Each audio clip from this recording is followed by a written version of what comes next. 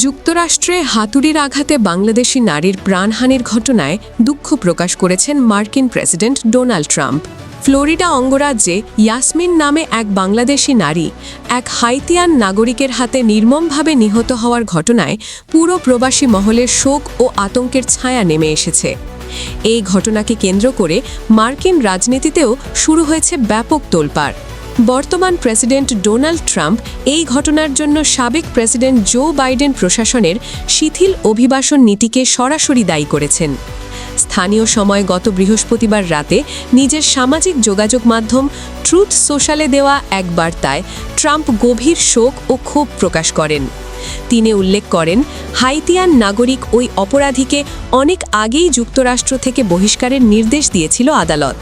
কিন্তু বাইডেন প্রশাসন হাইতির প্রায় ৩.৫ লাখ মানুষকে যে বিশেষ নিরাপত্তা সুবিধা বা অস্থায়ী সুরক্ষা মর্যাদা টেম্পোরারি প্রোটেক্টেড স্ট্যাটাস দিয়েছিল, তার সুযোগে ওই ব্যক্তি দেশে থেকে যাওয়ার সুযোগ পায়।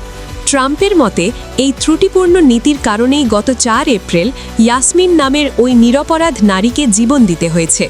তিনি বলেন, এই বিশেষ নিরাপত্তা কর্মসূচি মূলত একটি জালিয়াতি এবং এর ব্যাপক অপব্যবহার হয়েছে।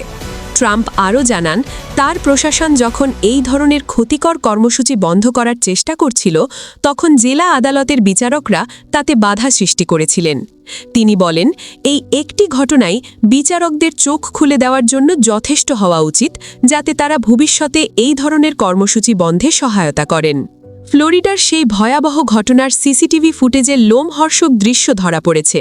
সেখানে দেখা যায়, জুয়াকিন নামে ওই হাইতিয়ান নাগরিক হাতে একটি হাতুড়ি নিয়ে স্থানীয় একটি গ্যাস স্টেশনে প্রবেশ করে এবং সেখানে থাকা একটি গাড়ি ভাঙচুর করতে শুরু করে। সেই সময় স্টোর থেকে বের হয়ে আসেন সেখানে কর্মরত বাংলাদেশি নারী ইয়াসমিন। কিছু বুঝে ওঠার আগেই ঘাতক তার মাথায় জোরে আঘাত করে। প্রথম আঘাতে তিনি মাটিতে লুটিয়ে পড়লে ঘাতক আরও কয়েকবার আঘাত করে। ঘটনাস্থলেই ইয়াসমিন শেষ নিঃশ্বাস ত্যাগ করেন। পরবর্তীতে পুলিশ অভিযুক্ত জুয়াকিনকে আটক করলে সে নিজের অপরাধ স্বীকার করে। পুলিশকে জানায়, সে পূর্ব পরিকল্পিতভাবেই ওই গ্যাস স্টেশনের কর্মচারীকে হত্যা করতে সেখানে গিয়েছিল।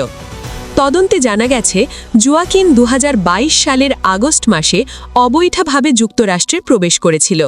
ওই বছরই এক বিচারক তাকে নিজ দেশ হাইতিতে ফেরত পাঠানোর নির্দেশ দেন।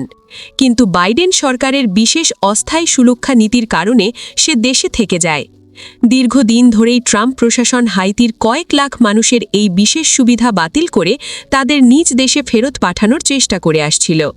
কিন্তু চলতি বছরের শুরুতে একজন ফেডারেল বিচারক সেই পদক্ষেপে স্থগিতাদেশ দেন।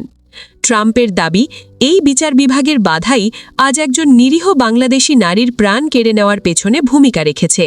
বর্তমানে যুক্তরাষ্ট্রে অভিবাসন নীতি নিয়ে যে বিতর্ক চলছে, ইয়াসমিনের এই মর্মান্তিক ঘটনা সেই বিতর্ককে আরও তীব্র করে তুলেছে। যুক্তরাষ্ট্রে বসবাসরত বাংলাদেশি কমিউনিটি এই ঘটনার সুষ্ঠু বিচার দাবি করেছে এবং অপরাধীর সর্বোচ্চ শাস্তি নিশ্চিত করার আহ্বান জানিয়েছে। ইয়াসমিনের অকাল মৃত্যু প্রবাসী বাংলাদেশিদের হৃদয়ে গভীর ক্ষত তৈরি করেছে, যা সহজে মুছে যাওয়ার নয়। অন্যদিকে ট্রাম্পের এই অবস্থান আসন্ন নির্বাচনের আগে অভিবাসন ইস্যুকে আরও উত্তপ্ত করে তুলবে বলে মনে করছেন বিশ্লেষকরা।